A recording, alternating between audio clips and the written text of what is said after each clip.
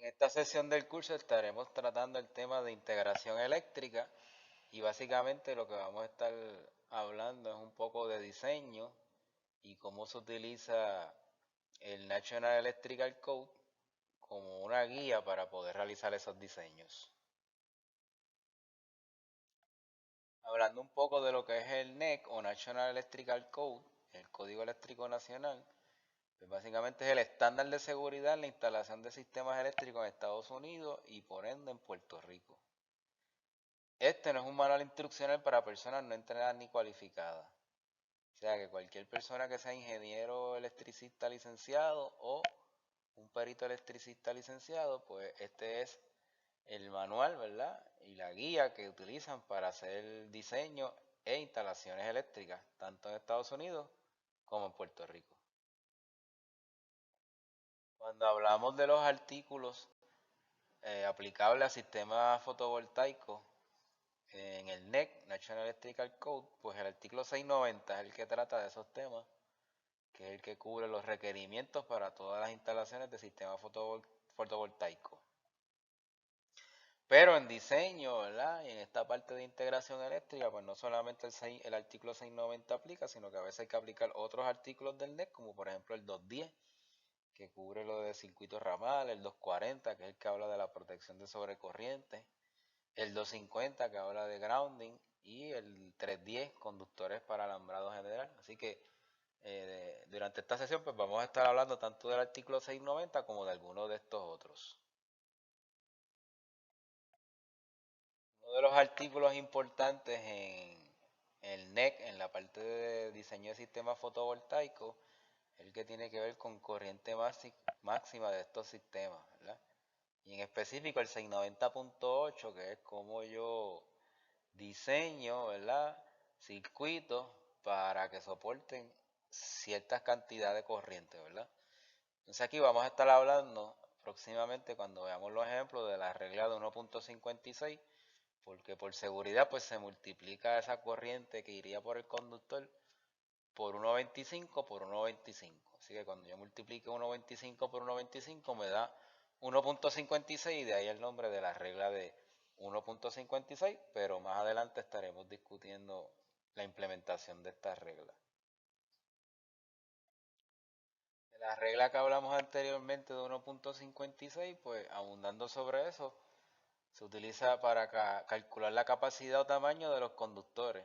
Esto es, se utiliza el 1.25, el primer 1.25 para aproximar la corriente máxima por la irradiación por encima de los 1000 watts por metro cuadrado, que es el estándar que se utiliza en la industria, ¿verdad? De radiación solar. Y por 1.25 adicionales para estimar el tamaño del cable. Así que estos son factores de seguridad para evitar, ¿verdad? Sobrecorriente en esos cables y que hayan accidentes o que ocurran fuegos.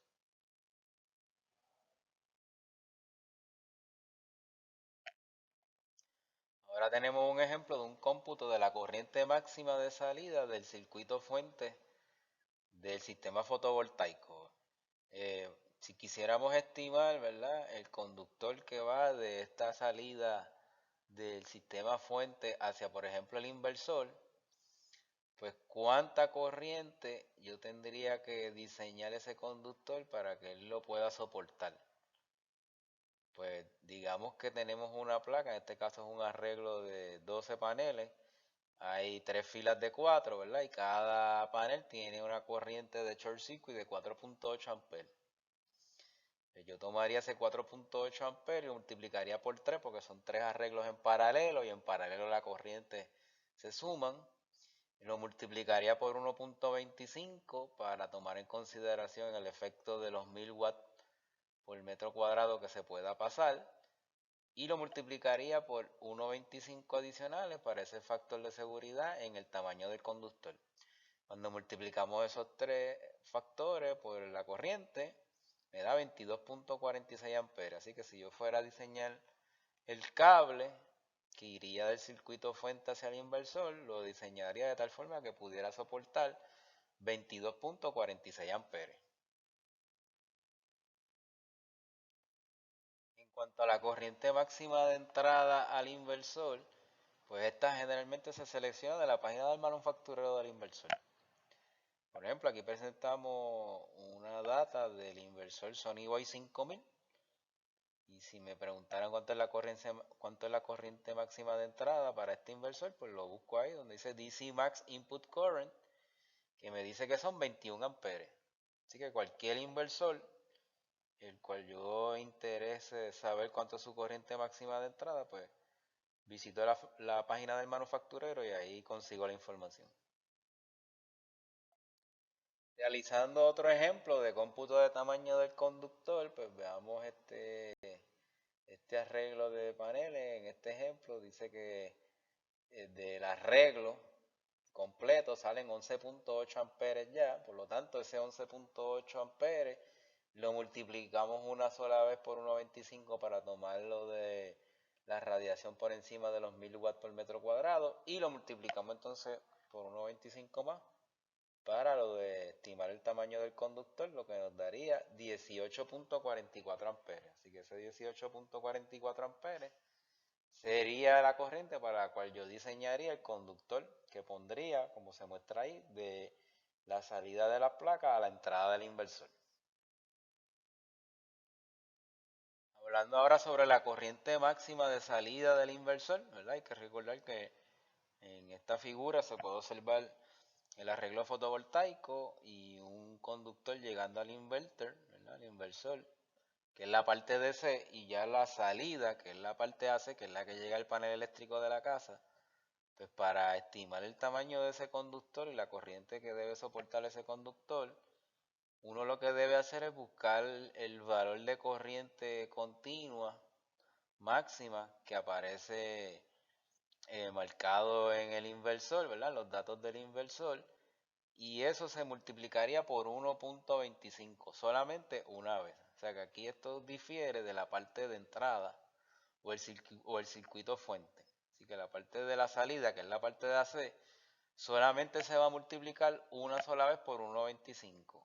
No dos veces, porque en la parte de salida pues no tiene nada que ver la radiación solar, ¿verdad? La radiación solar de los 1000 watts por metro cuadrado solamente se ve en el circuito fuente. En el de salida pues no se ve eso, así que solamente se multiplicaría esa corriente por 1.25 una sola vez. Anteriormente habíamos hablado de la corriente máxima de entrada al inversor, ahora hablamos de la corriente máxima pero de salida del inversor. O sea que la entrada es DC pero la salida es AC.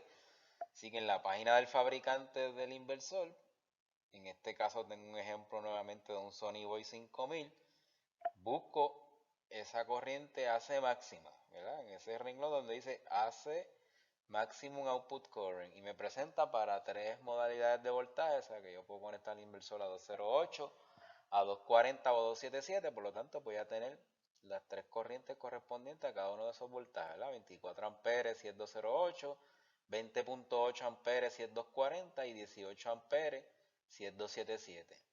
Así que en la página del fabricante puedo conseguir tanto la corriente máxima de entrada, como hablamos anteriormente, como en este ejemplo la corriente máxima de salida.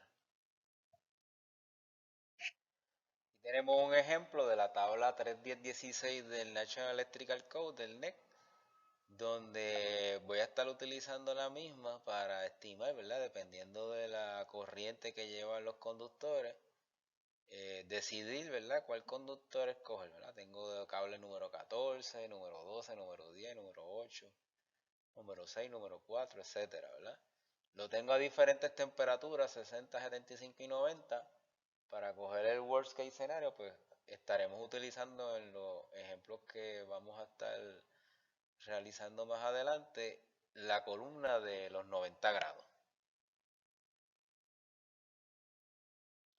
Entrando un ejemplo del cómputo de conductor, pues tenemos un arreglo como se muestra de dos filas de tres placas conectadas en paralelo. En este caso se usa un panel SolarWorld 280 con corriente de cortocircuito o short circuit de 8.91 amperes y quisiéramos determinar el conductor a utilizar a la salida de ese arreglo.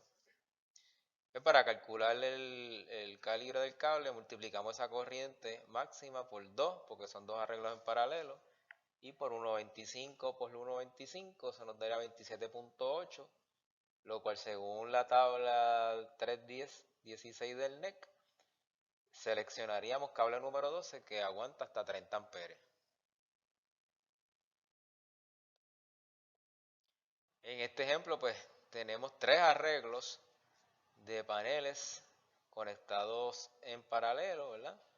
Y se va a utilizar un panel nuevamente SolarWorld 280 con corriente de short circuit de 8.91 amperes y nos interesa calcular entonces el conductor que va de la salida, en este caso de un combiner board, hasta el inversor, hasta la entrada del inversor. Así que cogemos la corriente máxima, 891, en este caso por 3, porque son las cantidades de arreglos en paralelo, por 1.25 por 1.25 se nos da 41.7 amperes. Por lo tanto, según la tabla del NEC, se seleccionaría cable número 8.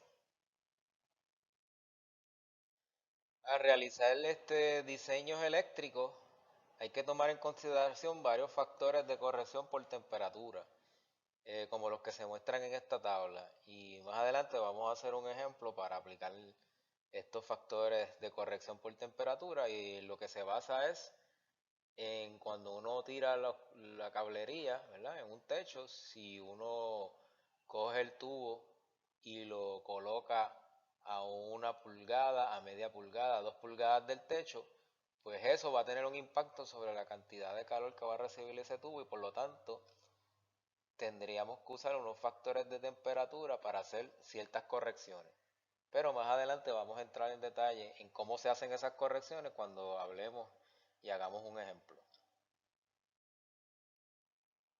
Otra de las tablas que utilizamos para hacer esas correcciones por temperatura, ¿verdad? Como habíamos dicho anteriormente, la altura del tubo que se utiliza para poner los cables, ¿verdad? De los sistemas fotovoltaicos.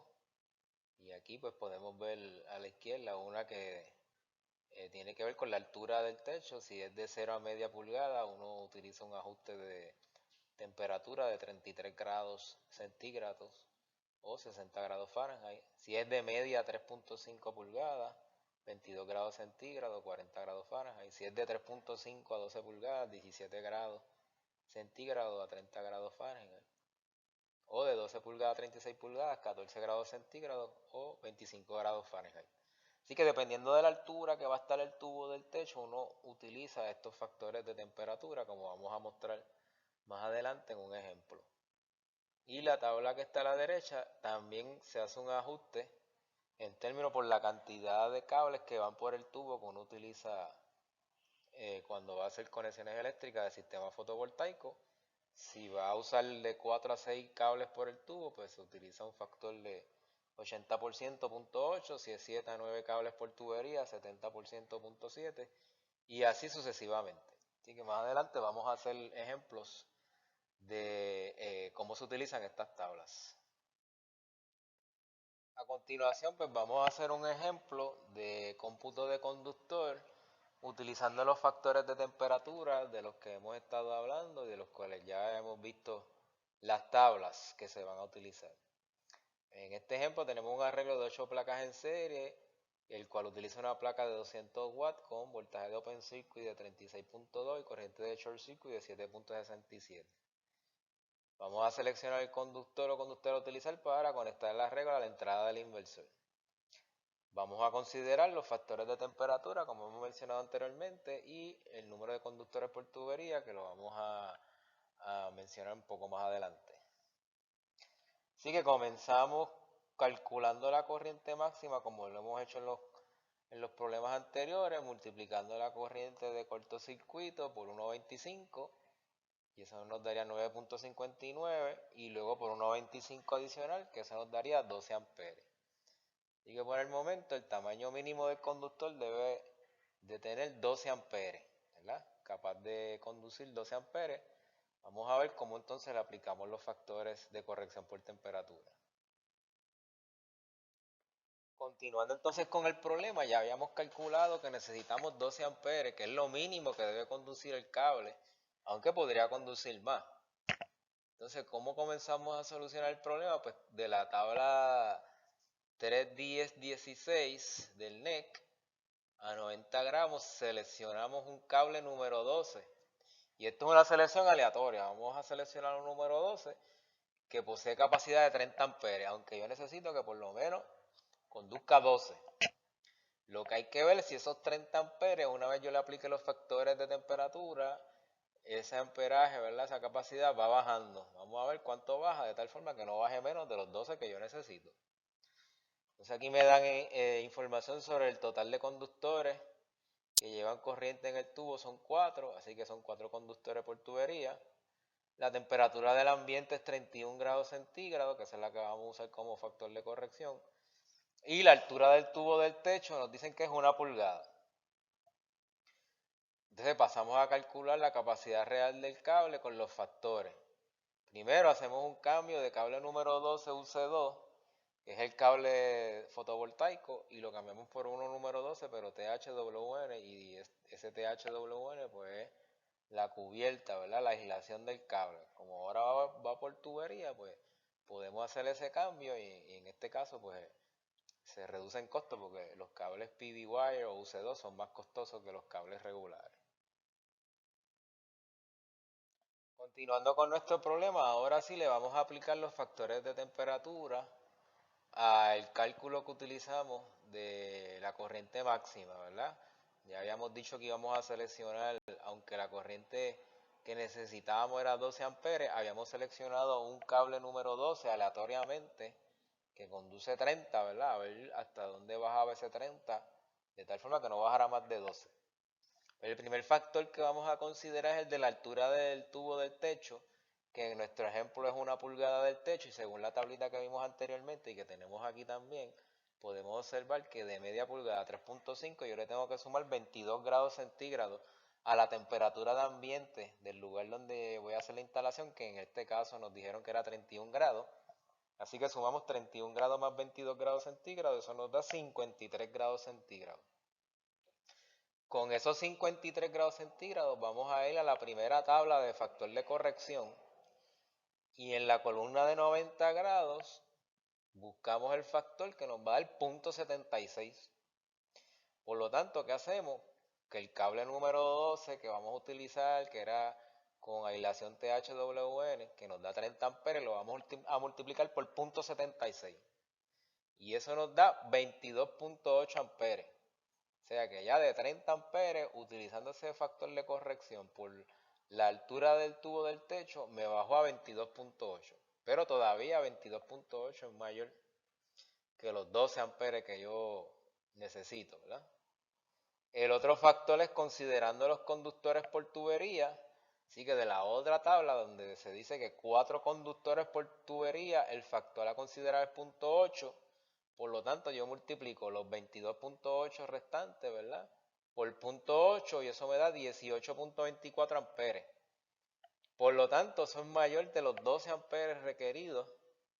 Y yo puedo concluir que entonces cable número 12 es un cable que me puede servir para esta aplicación.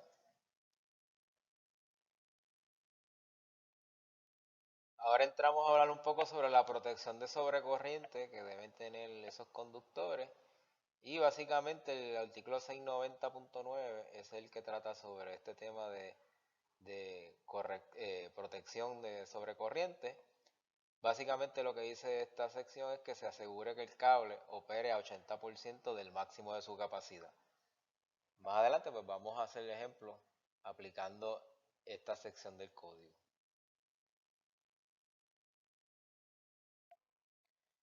Continuando hablando sobre el tema de protección de sobrecorriente, pues además de utilizar el artículo 690.9 para proteger los equipos, pues se utilizan fusibles o breakers, pero vamos a estar también utilizando el artículo 240 del NEC. Y aquí pues me van a dar unos ratings que vamos a mencionar más adelante sobre cuáles son los fusibles o breakers disponibles en el mercado. En el artículo 240.6 del NEC que se trata de los ratings de los amperes de los dispositivos tanto de fusibles como breakers, ¿verdad? Que son los que van a proteger nuestros circuitos o conductores. Y en esta tabla del 240.6 pues me dan esos valores estándares de fusible o breaker. comenzando con 15, luego 20, 25, 30, 35, etcétera. Así que de aquí es que yo voy a seleccionar, ¿verdad? Dependiendo de la corriente que me dé el cómputo, cuál va a ser la protección. Aquí tenemos un ejemplo, ¿verdad? Si tengo este arreglo de paneles fotovoltaicos y me preguntaran qué valor de fusible debe ser seleccionado, pues este ejemplo lo habíamos hecho anteriormente. Si calculo la corriente máxima, ¿verdad? Sería 11.8 por 1.25 por 1.25. Eso nos daría 18.44, así que el fusible para proteger el circuito sería uno de 20 amperes.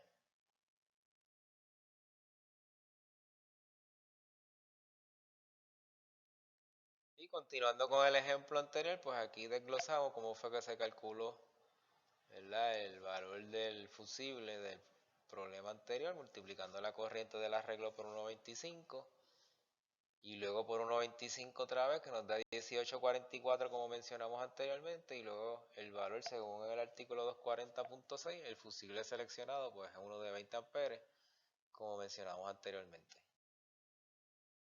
En este ejemplo pues tenemos dos arreglos con la misma placa del ejemplo anterior, que es de 11.8 amperes cada arreglo, conectados en paralelo para calcular el fusible a utilizar.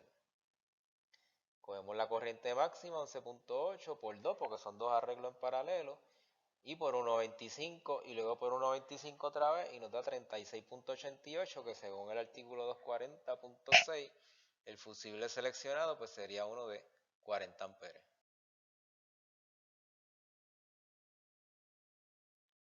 En este otro ejemplo pues entonces tenemos un arreglo de tres arreglos o string en paralelo de 7 placas cada uno con corriente de short circuit de 7.67. Entonces, para seleccionar la protección, multiplicamos primero la corriente máxima por 3, porque son tres arreglos en paralelo, por 1.25 por 1.25, y eso me da 35.95, que de acuerdo al artículo 240.6 del NEC, seleccionaríamos un fusible de 40 amperes. En este ejemplo, pues vamos a ir al circuito de salida del inverter. Hasta ahora los ejemplos anteriores son el circuito fuente, ¿verdad? De la salida del arreglo de paneles fotovoltaicos a la entrada del inversor, que ya ese es el circuito DC. Y por eso nosotros ahí en ese trayecto de la salida del arreglo fotovoltaico a la entrada del inversor multiplicábamos dos veces por 1.25. Pero según mencionábamos anteriormente, ahora del inverter, que ya es AC al panel eléctrico, en ese trayecto, en ese tramo, solamente vamos a multiplicar, ¿verdad?, la corriente del inversor máxima por 1.25 una sola vez. Así que, ¿cómo seleccionamos la protección para este tramo? Pues lo vamos a ver próximamente.